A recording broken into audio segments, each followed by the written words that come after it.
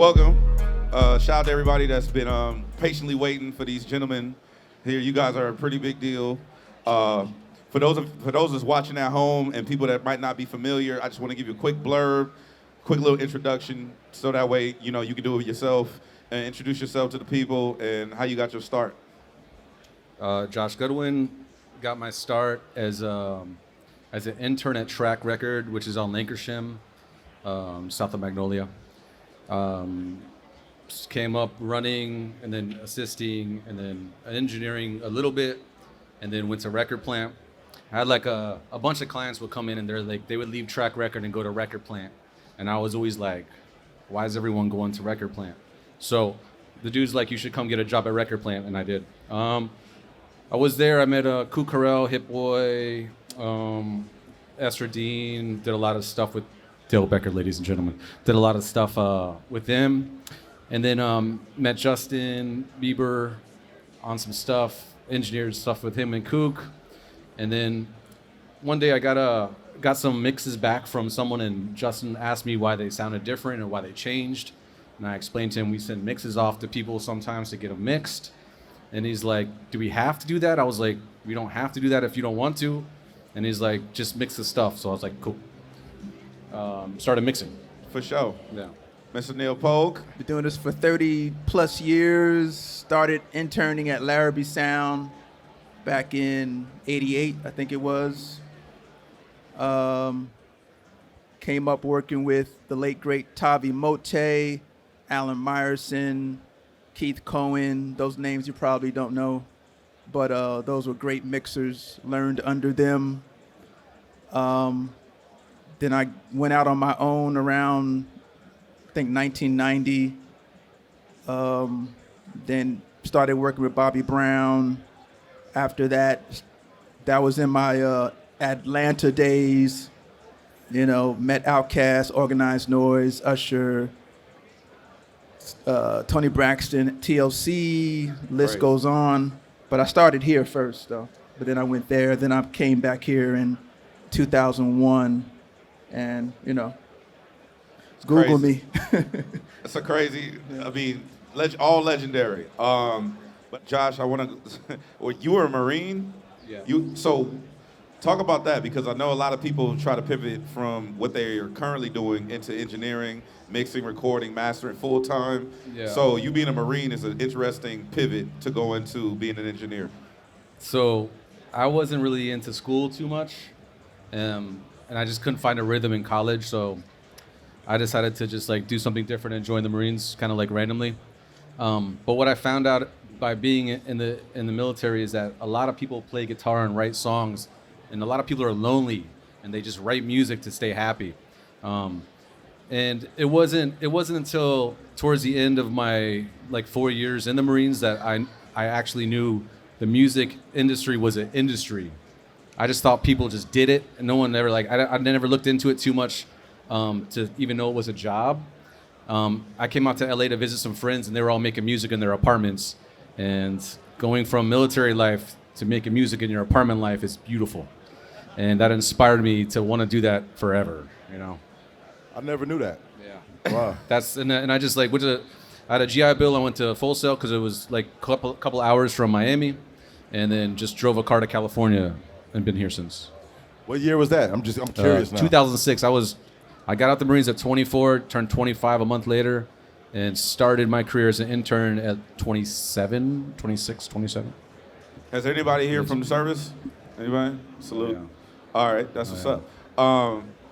Neal, I don't really know too much about what made you want to get into it, because as far back as I could either remember or that I've actually looked into it, you started with legends.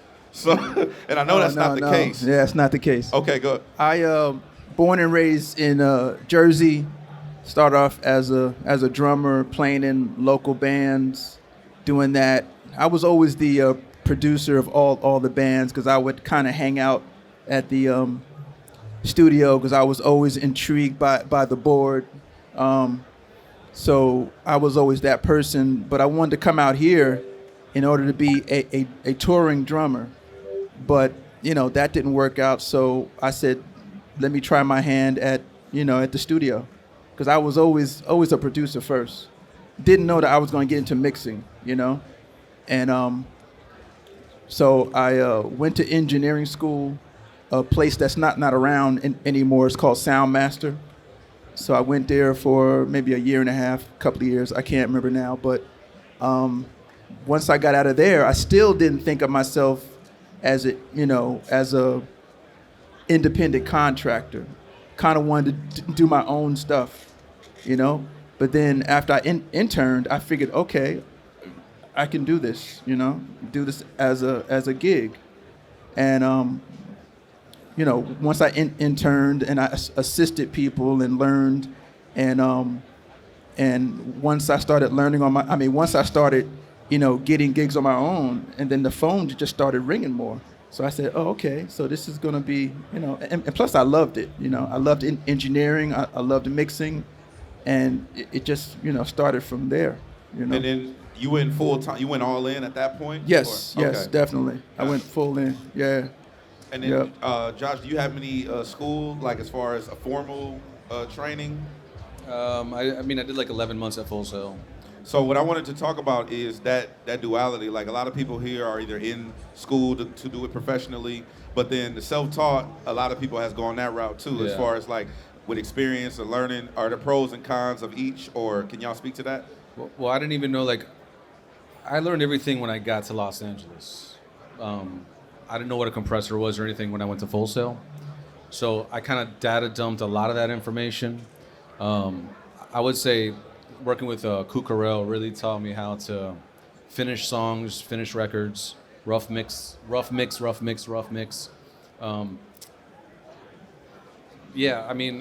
feel like I'm self-taught too. I think real quick, if I can speak on that, just for how many tracking engineers are in the room trying to transition to a mixing engineer? There's a few of them, right? Just hearing the story of Josh, working with Bieber and Bieber just loving how they sounded before they got mixed. Like that alone right there, that story points to me speaking to the engineers in the crowd. How do I transition into a mixer? Well, the goal is to start polishing the recordings, right? To a point to where they don't want to send it to nowhere else to get mixed, right? I just wanted to speak on that point before you left that one, because that alone is, you asking people how they got their starts and, what was their interest, right? It came from, at least from the story with Josh, from that beginning point.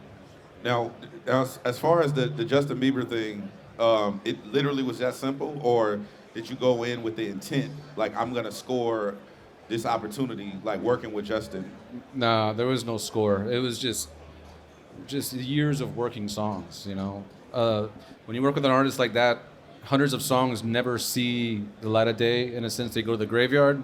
And so, you still have to treat every song like it's going to come out. So I would just dial in my shit, rough mixing. My low end would sound like a fan. I wouldn't know what's up. And I would just keep having to figure it out until I kind of figured it out. But even here, I still haven't figured it out. So I don't, But is there a method to the madness? Like, do you go in with the intention of, when you get an opportunity like that, that's not to be taken lightly, right? Working in close proximity to people like that.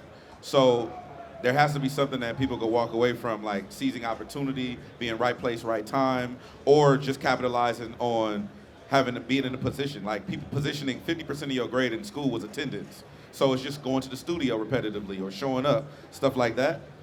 Yeah, and doing the right thing and doing it for the right reasons. And for me, it's never about a score. It's never about getting this or that. It's just about growing. And once I figured out what mixing was, that I didn't know that was a career in itself. It's the dopest job in the world, because the song is like a mirror. We give everything that we have to the mirror.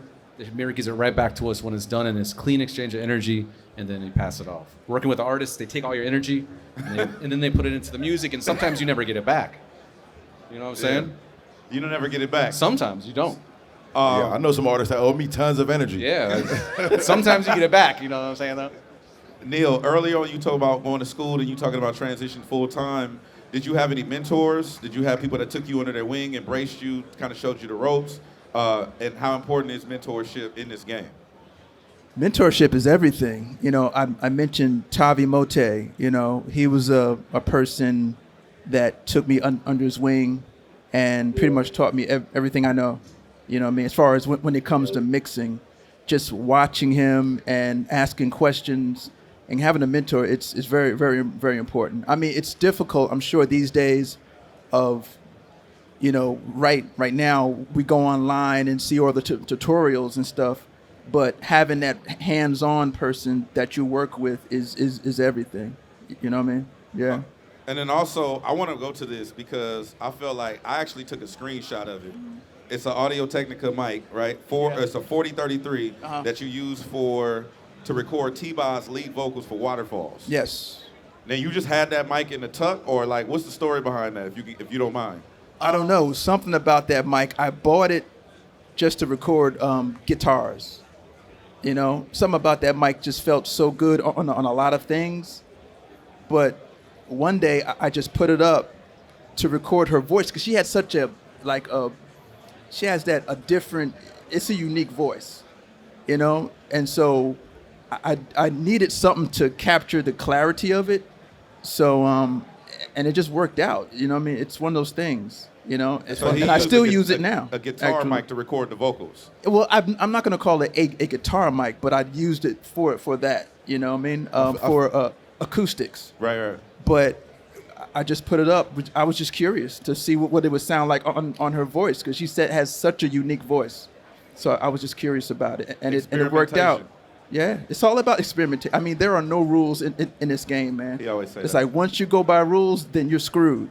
Right. Seriously. It's funny going back to, you know, we have some other co-hosts, Devon and the audio nerds that are in the back doing interviews, and on their social media they have this podcast where they're asking they just create these like funny topics that are relatable, and they say like, what is somebody's like first setup, right?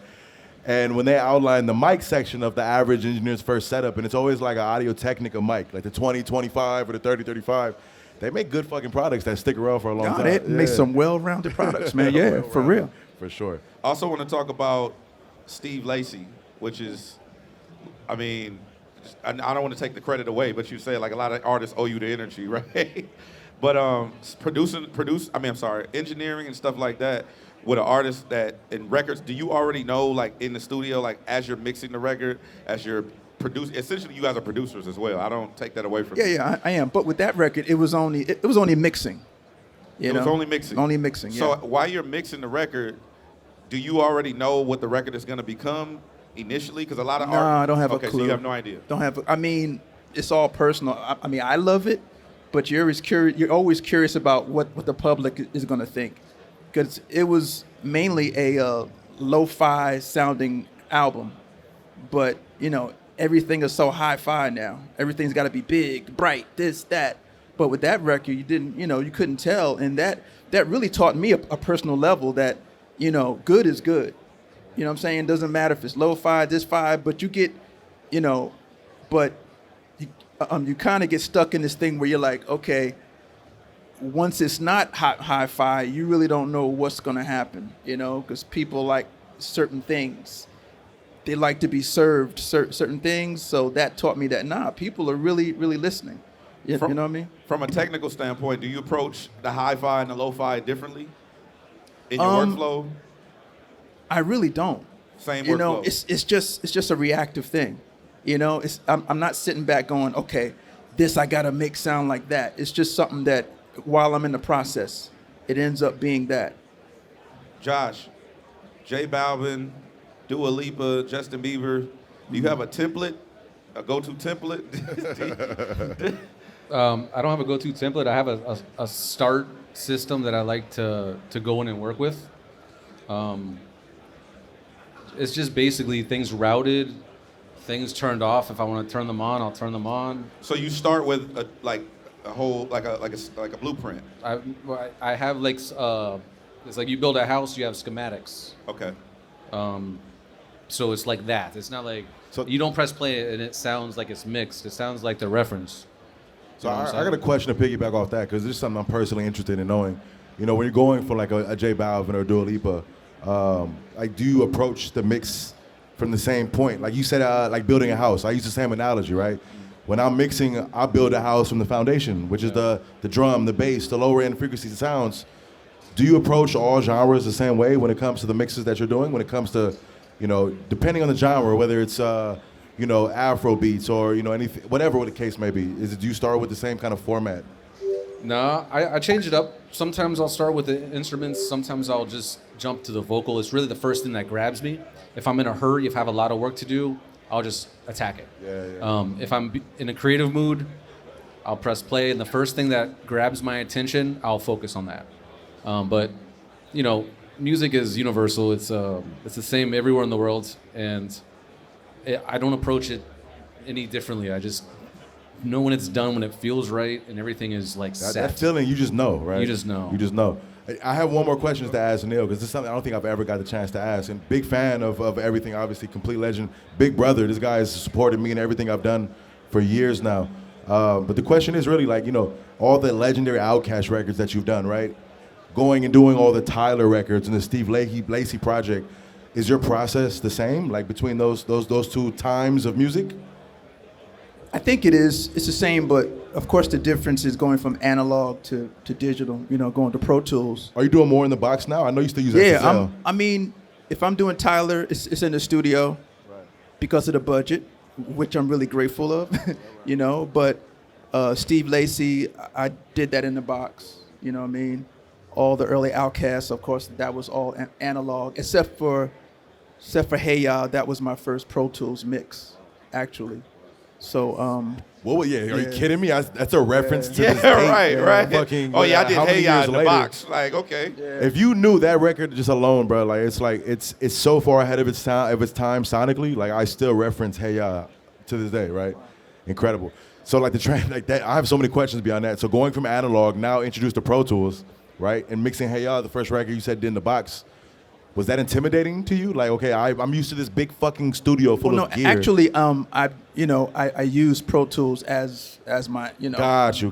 So it wasn't through the SSL. SSL. No, it wasn't completely. I'm about to say that you. But the Pro Tools was scary because it didn't feel like analog, right. So you had to adjust it. Yeah. You had to adjust, and it drove me crazy because back in those days, Pro Tools was bright, and it was it didn't have, so.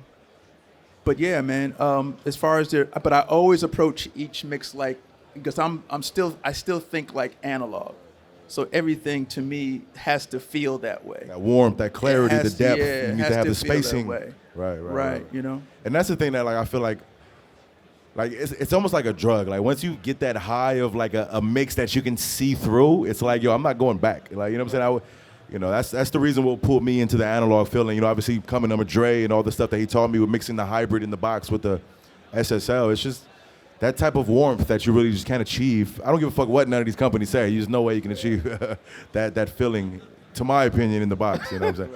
But I like the more hands-on aspect to it. You are the mouse. You're the one touching the plugins, and you get this sense of tunnel vision for those that don't really mix analog. Ali, the thing too is analog is so special to go up and touch something and change it. It's crazy. So to deprive yourself from not able to touch and I just don't know. You know what I'm saying? It's so much fun. It's exactly. Because at the end of the day, we've all had long careers. You guys definitely have been killing it way longer, but it's you reach this point to where it's it's a level of what's inspiring me to get into the rooms to continue these 6-7 hour sessions, and I think continuing to stay in analog mixing, right? That has me excited to enter the room, right? Excited for me to try something new and to try to fuck something up and learn from that. You know what I'm saying? Josh, I want to hit you with. I'm gonna read you something, and I want you to elaborate on it. Okay? Right. While everyone was deciding on whether or not to get into Atmos, we took it on early and got ahead and smoothed out any issues in real time with real projects. Mixing Justin Bieber's entire catalog in Atmos is one of the examples. Our goal was to keep the integrity of the original mixes everyone has grown accustomed to while expanding in the format. Being an early adopter of Atmos gotta be rewarding at this point, no? It's still like walking through fog. Right. But I'm saying you and your team making that decision to do that, Yeah, well, it's like either we do it or we just give away stems for someone else to do it. And so, and plus, I was doing it for artists that I have actual relationships with, and I couldn't look, we spend so much time on our stereo mixes. We stamp that it's forever ingrained. That is the sound, you hear it forever and ever. Once you start changing all that stuff, a lot of things gets like it's hard to quality control all that stuff. Yeah. And I wanted to just make sure that shit wasn't getting fucked up. So we quality control, just like, and now thankfully we can get our stuff mastered by someone else listening to it and dialing it in a little bit more and helping us out like we do our stereo mixes. So right now, we're still walking in a fog. But I'm saying, I mean, we have a whole Atmos panel, and I don't want to get too far into it, but I feel like it's really important for engineers across the gamut. Like EngineEars.com offers that. You can get certified Atmos, but for people like yourself and people that follow you, I feel like that was a big step too, because you putting yourself out there publicly, like, we're gonna adapt this technology, we're gonna use it, and we're not gonna run away from it. I'm not the type of person to be sour about something. If it's the way that, I don't know how the industry's going, I just know I love working in it, and I know I love mixing. So if that's something that they're requesting for me to do, if it all works out and we can get it set up properly and it works for everyone, then we'll do it. As long as the integrity's there. I look at that, the integrity, it's a great point. I look at that as like, it's just the development of music and technology, right? When you go back and listen to, like, I use this analogy a lot when speaking on Dolby Atmos. It's like in, what was it, 69, when everything was transitioning from mono to stereo, right? It's just an evolution of what we have access to due to technology, right? So, again, we're gonna have another conversation, a more in-depth conversation next with some legends on Dolby Atmos. But when it comes to like the adoption of it, it's good to have these utilities and tools in your toolbox to understand, right, how to participate, how to, like Josh mentioned, right? Instead of sending the mixes out to somebody else to have his stems and to fuck up the mix, doing it themselves, right? And I'm sure there's a lot of art that goes into that process as well. So the work we do is sacred. It's sacred, yeah. We deal with frequencies that can't be seen, that can make you flush, can make you cry. So like, I try to keep as much of the sacred art into it as I can. That's a fact. Neal, I don't want to get the number wrong, but I think is it 6 Grammys, 7? Yeah, my 6th one is coming any day now. So clap it up for Neal, man. Yeah, hell yeah. 6 Grammys. Is the first one, is the 6th one as good as the first one, or are they all different, or how does that work? Because I've never won a Grammy, I don't know. Well, after you get a first one, you're just glad to have one. So, I didn't know, because I had like a 14-year drought. So I figured maybe I'm not going to get another one, but having that first one is everything, because most people can't get one. So, I feel blessed, But having a 6th one is like, it's still amazing to me, you know what I mean? But is it like, I guess engineering is a craft, yes, right? Just like anything else. I look at it like DJing, I look at it like rapping. Right. It's its own craft. And then also to be acknowledged by your peers in the industry, does that hold more weight, or is it more self-gratifying, like validating what you've done? It's definitely gratifying, just being grateful for the voters, so all the above, definitely. Yeah. And then Josh, you being was it a charter governor on the Grammy board? That was like a year and a half ago. Right. But I'm saying being involved. Now. Yeah, being involved on that level. Because the reason why I asked him that question about the Grammy thing is because a lot of people say like, oh, they got it wrong. This person shouldn't have won. Everybody complains. Nobody does anything, right? So it's not when you're in the position to be a part of it. Yeah. I just wanted to give you your props for that, because a lot of people complain on the outside, don't get in and do anything to affect change. I know Ali joined. I joined. You got to do the work, bro. Like Yeah, the thing about it is, everyone complains about everything. For one, 2, it's hard to get something right. It's almost impossible to get something right. And the Recording Academy, it might not be perfect, but like, I've been in rooms where they talk about copyright laws with congressmen, like women, like people are doing that. Like, I'm personally not doing that unless I get invited to those rooms.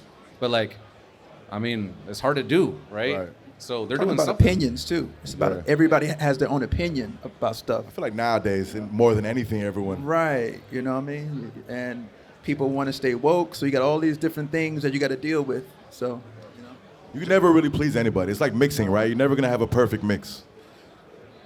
Josh spoke about Justin and going through that process. Neal, you've had a crazy career. I want to get into like the intricacies of dealing with artists.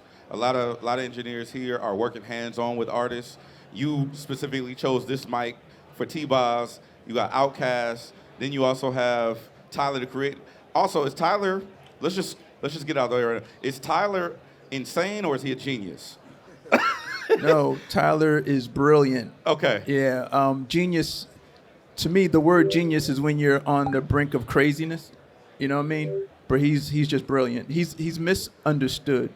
He's the smartest guy I've ever been around. Is that right? Yeah, he likes to clown, likes to have fun, but at the end of the day, the guy is just brilliant. I know you had past works, but Call Me If You Get Lost is like obviously at the top of everybody's mind. Shout out to DJ Drama too. Yeah. I don't want that to get lost in the sauce. Definitely. But I feel like the new Tyler stuff, people are just waking up. Like, oh, this is dope. Sonically, verbally, lyrically and sonically, this is dope. It's a cohesive. How hands-on were you? Does Tyler allow you to help him, like, as far as like produce the records vocally, No. or so you just mixing? Yeah, this is the process. Once he's done recording it, producing it, he says, you know, he asked me to come down to the studio and we'll listen from top to bottom. And then I'll just take notes of what each song, I'll say, okay, I'm gonna do this, I'm gonna do that. Because, you know, I'm kind of visual. So I'm kind of making notes. And we've done that since Flower Boy. He'll call me down and play it for me. And so I'm just checking it out, listening. And then once I'm done, then him and I will have a conversation about how he wants it to be sound or how I want it to sound. And then we meet in the middle, you know, and then we just go for it, you know, or we just, you know, just go back and forth about little things that we want to do to it. Yeah. So, I mean, each album sounded different too. So he has a plan for each album. Like he's working on something now. So each one is kind of like a different character. So when he brings you in, you say you listen from top to bottom. Yes. Is it more like, hey, Neal, this is what I'm looking for? Or is it like, hey, Tyler, this is what I think we should do with this? Kind of both. You know, after it's done, he says, I really want it to feel like this. And then I'll put my 2, 5, 10 cents into it, you know, and say, nah, let's try that. And we just build on it. I want to ask, because one of my favorite albums of all time is Igor. You know, just that in general, the textures, the layers, the synths, the bass, right? The clarity, the depth.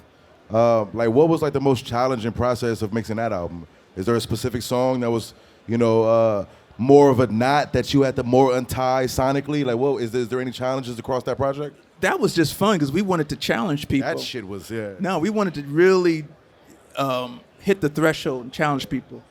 You know, we really didn't know what it was going to do because, you know, if you listen to the record, most of the vocals are low, and that's on purpose because you want people to lean in and really listen. And really, he's not really saying much, and that was something that we had fun with, you know. And but that was one record that we just wanted to crush it, you know, and just say, okay, people are gonna like it or they're gonna hate it, you know. And I think just like you saying that, like the vocals are mixed low, like that. Like, it's really mixed like how it's supposed to be mixed, like, right? You know, like the vocals sitting in its pocket, right? Nothing over-exaggerating, right? It was mixed probably due to the fucking loudness wars and everyone just wanted vocals sitting on top of everything. Yeah. I mean, But, like, actually, he wanted to impress the South. Right. That's what it was. Right. He said, just let's make this low end so stupid It was great, that the South is going to have Right. to give You it can up. hear the top end of the synth, like you're getting that on the laptops, right? You're feeling like just the overall balance of Igor is like, just impressive. Like, it's something that is, again, when you're an engineer, like you can't imagine, like I don't want to hear shit 9 times out of the day. Throughout the day, I don't drive with no music on. But like when there's a project or a body of work that you could really just like consume yourself with, you know, 2 of, I would say the top 10, this man has done, right? The Love Below and Igor, you know. So, you know, man, obviously I can't give you your flowers. Appreciate it. I want to do some Q&A. I know intimidating as fuck too, shit. People got hella questions. It was on purpose. But Josh, I got one more for you. This is just a personal question because me and Ali have been overseas together. I've seen him in the studio with people who don't speak English. You yourself dive a lot in the Latin world, and I just want you to speak to mixing records that you probably, I mean, I don't know if you're Spanish speaking or not, but mixing records in another language. Right? That's probably not your native language. Is that approach different than mixing records in English or your native language? It's the same. It's the same. Yeah, it's the same because even if it's in a different language, you can still feel where they're going with it, even if you don't know the words. And so I don't know, I approach it the same, yeah. I just wanted to encourage, because I know a lot of engineers probably can get work from other places, but probably Yeah. be intimidated by it not understanding what they're saying. The thing that I feel about music too is like the genres are just labels. Right. You know, is the music it translates to all different types of people, all different races, all everything. And so you could still mix it the same way and get that same emotion out of the song. Yeah. You don't have to know what it's saying. I don't even listen to lyrics really unless I'm like enjoying music. Really? I listen to the way it makes me feel and the melodies and like the drums. Do you see colors? Because he's talking For about sure. he sees sounds Yeah. and shit like that. I don't know what that means, Dude, but when I mix, I talked about earlier with Dave. When I close my eyes and it picks me up and takes me out of my chair, and I go into wherever the place the song lives, and I come out and the song is done. That's when I send my first pass. Right. You know, okay. It's really spiritual with this shit. I've been telling y'all for years. It's crazy, bro. it's a cheat job. Like it's it's the best job in crazy, the bro. world. Like I mean, I smoke tons of weed, so I'm in a whole nother place with. But it's like I mean, when you really tapped in with it, just think about frequencies in general, bro. Like it's all around us. Like when you're able to manipulate them, right? There's a feeling you get when it's like locked in. Like I can't explain it. You know what I'm saying? Let me touch that. When you meet someone for the first time and they have a light in their eyes, they speak to you in a way, you automatically feel like you know them. Something that very special feeling we get with every mix when it's done. Like, It's a fact. Tweaking a mix and having power over frequencies, you have the power to make somebody fight, love, all types of emotions from a frequency. So the power is in your hands. You know what I mean? I learned that for the first time. Like, 'cause I started out DJing for Kendrick. You know, that was on tour, fight niggas all around the world. All that. But not being able to be in a studio, right? I was a DJ out of necessity, right? Kendrick didn't have a DJ. I knew how to use the instant replay. I knew how to push the buttons. But it was like, that's when I first realized how important it was. We're in Africa doing shows where they're not speaking no English, but these songs are moving the fucking crowd, right? Like that energy when it clicked to me, dog. That's when I was like, oh, I get it. You know what I'm saying? Because music is emotional, right? You know, like you said, you play the right music when you're ready to lay down or you're ready to go party or go to the club. They emit these frequencies. They emit these feelings that take over you, right? And like being able to control that as an audio engineer, that's where I get a lot of my, just gratitude. Like that's being able to control those frequencies that can move crowds. It feels important. You know what I'm saying? All right, so we gotta wrap, but I do want to encourage everybody to go to EngineEars.com. Please sign up. It's an amazing place. Ali here is the guy for it, but Word. it's an amazing place. It's not just to get paid in file management. It's a community. It's just like what we're doing here. It's about bringing people together over the world. But it's also that too. You know, as engineers, I can imagine we all dealt with chasing payments, dealing with getting sent over 10 emails for one session, dealing with terrible communication with your client or labels. You know, essentially what we build at EngineEars is a product of what we've all dealt with over the past, at least personally, what I've dealt with over the past 10 years of my career, right? So I wanted to package up and create a streamlined solution, but also a community, man. Like I said, my brothers up here on stage have been supportive behind the scenes with what I've been doing. And now, again, Neal, this is your third year now supporting us. It's all about community. It's a village, you know what I'm saying? Like, we want to put these on for you guys to be able to give all the people that are the sound of tomorrow the insight on how we've got to where we are in our careers. So, hopefully a lot of this information is being digested. And I want to thank you all for your support. So I couldn't be more grateful for Neal, Josh, Head as well. thanks for having us. Put your hands together for this man. Yeah. Putting this Thank together. you guys. Ali. We're gonna have the guys on the back side of this wall. If you want to get pictures and stuff, we're gonna for a few minutes only, and then we're gonna start the next panel shortly. So Word. thank you. Go to EngineEars.com. We're having a great Dolby Atmos conversation with some legends coming up next, and then a tech conversation later on. So I'll see you guys in a minute. Thank y'all.